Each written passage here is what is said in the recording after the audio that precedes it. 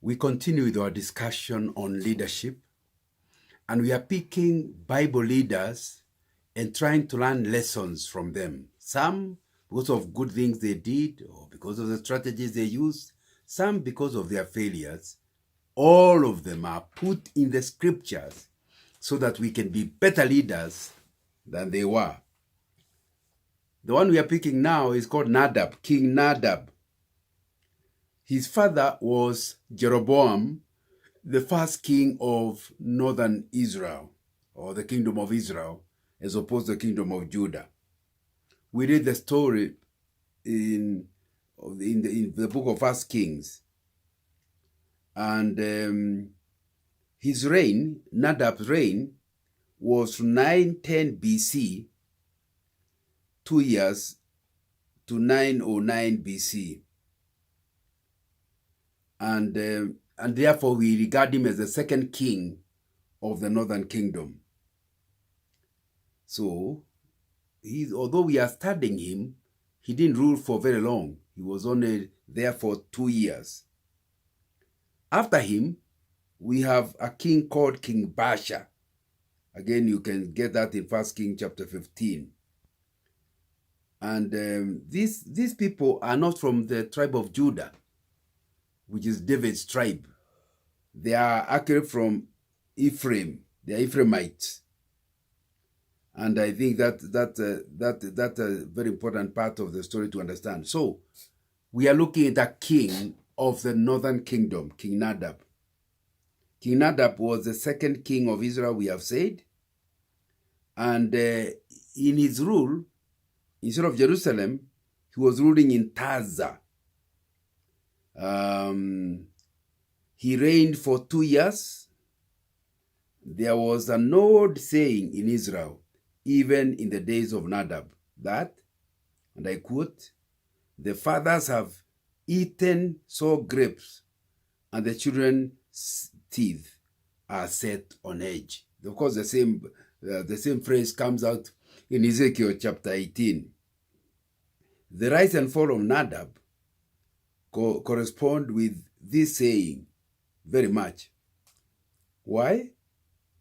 Before he even sat on the throne as the second king, his doom was waiting on him. It is all started with his father Jeroboam. When Jeroboam became king, he led the northern kingdom of Israel into apostasy. And he founded a religion which is the worship of the 2 golden calves. For such a sin as leading the entire kingdom into apostasy and idolatry, the Lord raised his hand against King Jeroboam, and so his family in line also got the same punishment. By the mouth of the prophet called Ahijah, Prophet Ahijah, the Lord proclaimed judgment on King Jeroboam, who did follow even others on the line. What does this story tell us? That you need to repent your father's sin and live differently unless you want your father's punishment. If only Nadab had decided, now that he was in charge, not to follow his father's sinful steps, maybe he would have been forgiven. And it would have helped the nation of Israel, the northern kingdom, to start the worship of Jehovah. And Jehovah would not have needed to destroy them. Let me ask you, are there things you are not happy about your parents and the way they live their lives?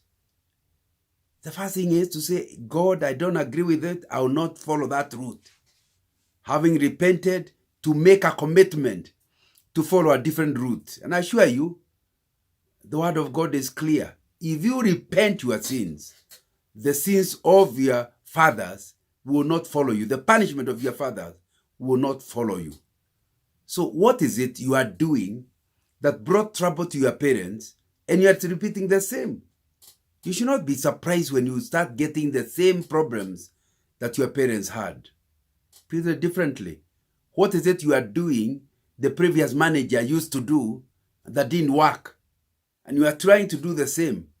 My friend, if you learn nothing else from Nadab, is the danger of trying to follow somebody who has failed and copying him, trying to do things the way he did.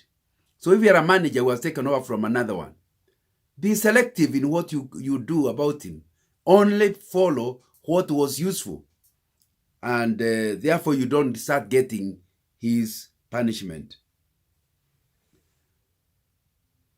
So this guy, Nadab, his account in the Bible is very brief.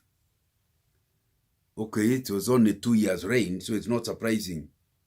But in those 2 years, he did absolutely nothing of word of praise. You know, he did not do anything remarkable either. Despite, continuing the worship of idols, he also didn't do anything for his people that would be worth remembering. He never fought a war, never won a war. He did not build any city. Did not build anything in infrastructure that could actually be remembered for. So basically, in the end, there isn't much we can say about him. Is that what we are going to say about your leadership? That you came and you left? That the people can't remember anything of note that you actually contributed to the welfare of your group, to the welfare of your organization? That's what happened with Nadab. Nadab teaches us that you can be a leader who achieves nothing worth mentioning. And whenever you remember the name Nadab, ask yourself, what's the difference? You know, even in the Bible, in genealogies, you hear of somebody so-and-so was born and then he died. You don't know what he did in between. Because there's nothing of note he actually did. And so, if you're learning anything about leadership, is that you are not there to have a title. You are there to achieve the welfare of that organization, of that kingdom, of that church. What is it? You can say, even if you're only in leadership for a year, or even 2 like Nadab, there must be something you do that will be for the good of that organization. You know, Israel, remember, at this time is at war with the Philistines. And we actually read about a war at a town called Gibeon. Nadab himself was actually now with the army until the conspiracy against him came to pass. You know, I don't know why he is not mentioned in terms of war, but I can guess why. Even although he participated in the war, there's nothing he did during the war worth of note. So, we learn that participating does not mean achievement. The fact that you participated in something does not mean achievement. Therefore, there will be nothing of note we're talking about. And as a leader, it's good to be a team player. But you must contribute to the team. You cannot manipulate others and claim that you achieved anything, because everybody knows that you didn't contribute. I think it will be important for you to ask yourself, what is it you are involved in? And is there something you are contributing that could be worth remembering? Let us read what the Bible actually says in the book of 1 Kings, chapter 14, verse 10. Because of this, I'm going to bring disaster on the house of Jeroboam. I'll cut off from Jeroboam every last male in Israel, slave or free. I'll burn up the house of Jeroboam as one burns dung until it is all gone. Verse 11. Dogs will eat those belonging to Jeroboam who die in the city, and the birds will feed on those who die in the country. The Lord has spoken. That's what should have worried Nadab, because that is the prophecy given to the father. So when he takes over and he knows what God had said, how come he never did anything that could have helped? Maybe we're talking about Nadab. What about you? What are things you are doing that will bring you into trouble? And there's nothing, and already it's been predicted what can happen if you go that route. Yet you are going the same route. That's what Nadab did. The prophecy here is very clear that the punishment will touch King Jeroboam plus the people who succeed him. But this guy just continues doing what his father was actually doing. You know, God's punishment on evil is sure to come. And when it does, it's actually terrible. Can you imagine what he has said? And it actually happened on this family. That the holy God, the loving God, must ensure, despite his love for you, that he punishes sin so that you will not become a part with the sin. He's not going to be part of the sin you have actually done. So let's be aware as we lead that although our followers may support us, our followers may be clapping, God, who knows the capacity he has given us, who knows the interest we are supposed to be helping to look after, will certainly punish us if we don't live in accordance with it. But what could really make this guy ignore God's clear warning? Maybe I think of three things. Number one, that the parents did not share the things the Lord was saying. That somehow, although you may be an adult by the time this prophecy is being given, it was not discussed at home.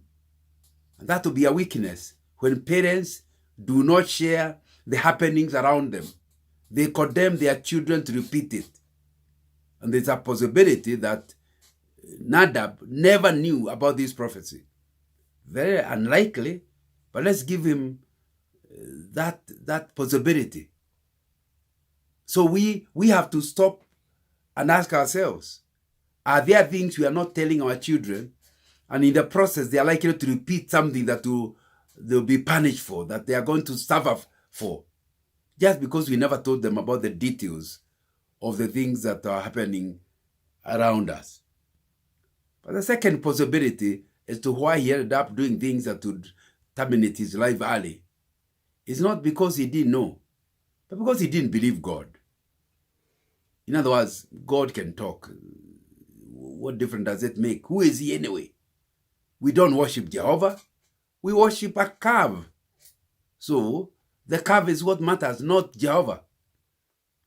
So he knows there is a prophecy, but he doesn't regard it as serious because he does not believe God. Maybe some of us are like that, where we do not take God seriously. So even what he has said is wrong. We don't see why we should obey him and take it as wrong. So we end up doing things that are going to bring us trouble. Not because we don't know that they could bring us trouble, but you don't believe it can apply to us. Might that be what you are suffering from?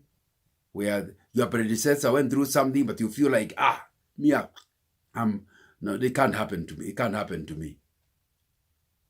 But the third possibility is he actually did know that the prophecy existed. He also did know that God was to be trusted. But thirdly, he felt like, for the time being, I'm just begun. Let me enjoy this thing. I'll sort this thing out tomorrow.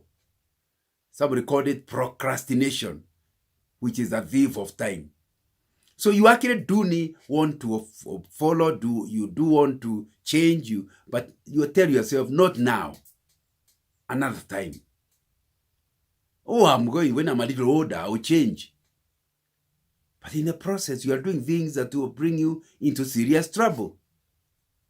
Any one of those three could happen to any one of us. And the reason we are discussing it is that you check yourself and find out that there are things you are doing because of either of those three reasons. Contemporary of King Nadab, I think, is Asa. Remember, they always, now after after Solomon, Israel was always divided into two: the northern kingdom and the southern kingdom. The northern kingdom was sometimes called Israel, the southern one was called Judah. So when King Nadab, for 2 years he's ruling, Asa, king of Judah, had reigned for only 2 years at the time Nadab was made a king. So there were two young people who were ruling, only that Asa had ruled for a short while. And you need to know that this Asa was somebody who was pleasing to the Lord. King Asa and King Nadab were not in any good relationship, however. In that King Jeroboam, Nadab's father, was an enemy of the family of David. Therefore, there isn't a possibility that they would have talked. King Asa was not in good terms with Nadab, mainly because of the history of their parents. So, I think it's important to then understand that learning from contemporaries happened not to work for Nadab. Whereas we have said you need to be careful about what was said in the history. You need to watch what others are doing. Asa was doing good things, and his kingdom was prospering. Shouldn't you ask yourself, why can't I do what my neighbor is doing that is positive and that is working? But sometimes we are so proud that even when we have an opportunity to learn from another person who is better than us, more gifted than us, who is achieving more, we would rather try our own devices. And so in the end, the whole organization is unable to achieve its purpose and goal because we are too proud to allow ourselves to learn from friends. You know, it pays or it helps to learn from contemporaries, even if they are enemies. Because the issue now is not, you are not doing it to please your enemy. You are doing it because although he's my enemy, what he's doing is good. What he's doing is working. So I want to do it. Are you the kind of person who is so proud that you would not want to do anything your enemies have done, even if it works, because of pride? Sometimes pride is such that you don't even want to do what your brother did that works, because you want to be unique. In the name of being unique, you end up doing things that will destroy the organization, destroy your leadership. So may the Lord help us to be people who are on a permanent learning mode and are willing to learn from history, but you're not willing to learn from the current affairs and what others are doing around us. Of course, we have to sieve it and determine what could work for us and what cannot work for us. Because we are not suggesting downloading anything that others are doing. It may be okay for them, but it isn't okay for you.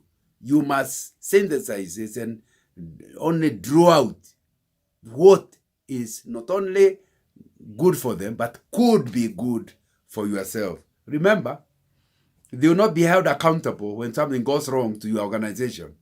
It's you that decided to copy them. And so you must, of necessity, give it your attention, analyzing. But to actually just be too proud to learn from others is foolishness. No wonder the Bible tells us that pride comes before a fall. Meaning, the moment you are too proud to learn from others, you have determined you are going to fall. Your leadership will fail. You know, how could we categorize King Nadab? You know, we could say that King Nadab belonged to the kings who inherited the throne peacefully from their predecessors. Isn't that something positive? It was not fight, they did not kill, he did not kill his father. He took over. He's among the kings in the history of Israel, northern kingdom and southern kingdom, who took over in peace. That should have worked for him. Because if you have come in peace, shouldn't they then work for you? But it didn't. Also, we could say that King Nadab belonged to the category of kings who are dethroned and assassinated. He himself took over the throne peacefully, but he did not end his life peacefully. He was dethroned and assassinated.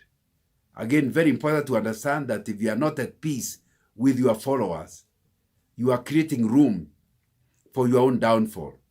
And you're not suggesting that you bribe your followers by doing wrong things that are not good for the organization in order for you doing good books with your followers. But I think it's important to understand there are risks that are involved. You know, we could say then that King Nadab belongs to a category of kings who died a violent death. So, they started well. He ended up very badly, and he ended it in 2 years. I think we learned from him that how you start does not determine how you end. The fact that you took over in peace will not necessarily help you to end your life in peace. So, do not become lazy in thinking and analyzing and projecting. Proactively think about the future. Because you started your leadership at peace and success, and it's still at peace and success, so you no longer think about what can go wrong. I think that's one of the things you need to understand. Things could go wrong, and because they could go wrong, you must prepare for them. What can I do that would make it easier for me if things went badly? How can I stop them from going well, or from going badly? So that I can not only, having started well, I can end up well. You know, God threatened to bring an end to the Jeroboam dynasty. That's what the prophecy we read. And also exterminate, according to the prophecy, the entire family. Still, by the mouth of the same Ahijah, the prophet, who had predicted that Jeroboam would take over power. It did not take long before this judgment actually materialized. And it actually happened during the reign of our candidate, Nadab. God raised up a guy called Baasha, who conspired to kill, and actually killed, King Nadab, and encamped with the army for war against the Philistines at Gibeon. We can be sure that King Nadab was not given a decent burial. For according to the prophecy, the corpse of any descendant of King Jeroboam who dies in the field shall be eaten by the birds. You know, the one used to punish may be no better. Can you imagine? Baasha is a murderer, but he's the one used to ensure that he carries out the punishment God had already decreed. Are you understanding that God can use somebody worse than you to punish you? And that's what worried Habakkuk, the prophet, that God was going to use evil nations to punish Israel. And we need to be aware that the God can use anybody and everything. He can even use evil people to carry out his own mission. Because we all belong to him. Those who accept him, those who don't accept him, he can use any one of us. And you need to be aware of that, even as you relate. When God threatens to do something, it's not an empty threat. It will happen. When he says there will be hell, do not start thinking that that's imaginary. There will certainly be hell, where people will burn forever. When God says that if you are not a good leader, he will punish you for it, do not ignore it. Take it actually very seriously as something that could actually happen. So, what are we learning? That as leaders, we must know we are accountable. We may be the CEO, but we are still accountable to the God of heaven. You know, this king, Nadab, feels he's the top of the land. but God still is able to catch up with him. And I think that's something that we need to clearly be aware about. So, as we go towards finishing this discussion, I think it will be very important to ask ourselves, are we like Nadab? What are we like Nadab about? We are carrying out our leadership exactly like the predecessor and copying even where he failed. That's not wise. Nabal should teach us that there are bad consequences for that.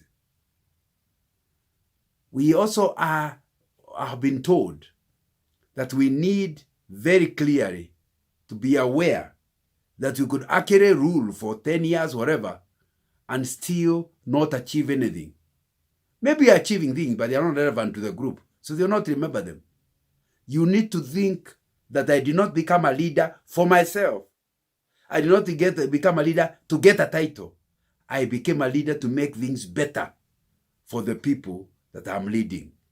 And then ask yourself, in the last 6 months, in the last 1 year, what difference has my being a leader made for the good of the people that I'm leading? And that will be something that will be very, very important to mention. So again, I repeat, it's not just doing any activity. It's only doing an activity that's for the good of the people that you are leading. It is within their vision and mission. Those are the kind of things that you'll be remembered for. These other things is a waste of your time. And that will be important. We also have learned that it will be very important that to be a team player, but not by misusing others, where you are in the team, but you are not contributing anything. So when people try to remember, we were able to achieve this, but what role did Nganga play? They can't see what role you played because you kind of pulled back. And then when they all achieved, here you are celebrating with them. I think we are learning as leaders, we must have a proper contribution, not just nyapara, not just supervising, but there must be something we are doing that is helping our organization, that is helping our group, our team to benefit. Something we are doing that is progressing the vision we have set out to achieve and mission. And I think that will be important. So we have seen that that is something every leader should be dealing with.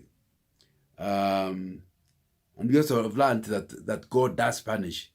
And you need to be careful because God can get you anywhere when he wants to punish you. But number two, God knows the truth. You can defend yourself to us because we don't know everything. But God knows the truth about your leadership. And he is saying he is the one you have to account to. And he actually punishes laziness and wrong behavior of anybody, including leaders. And I think that's one of the things that you will need yourself to deal with. And we learned that it's important in team playing. You should learn from history, your predecessors, but also look around. Who can you collaborate with? Who is doing similar things? What can you do that will help you to do better? What are they doing that you are not doing that's making them do better than you? I think that will be something that is important for you to ask yourself. And it will be critical. You are looking for contemporary colleagues, people who are leading like you. What are you learning about them? When you talk about this, some of them, you may not be physically near them, but they have written books. Pick a biography of a leader and see how he led. Pick a book on leadership and see the things they are quoting. So that way, unlike Nadab, you will learn what the others are doing that is actually working. And then you can try what works for you. And not everything, but at least what actually works for you. That will be something that is very, very, very important. And we need to ask ourselves that whether that is what you are doing or not. And then we actually said how you start does not affect how you end. You can end up better than when you started, or you could start well and you end up a failure. Be careful how you lead. Thank you.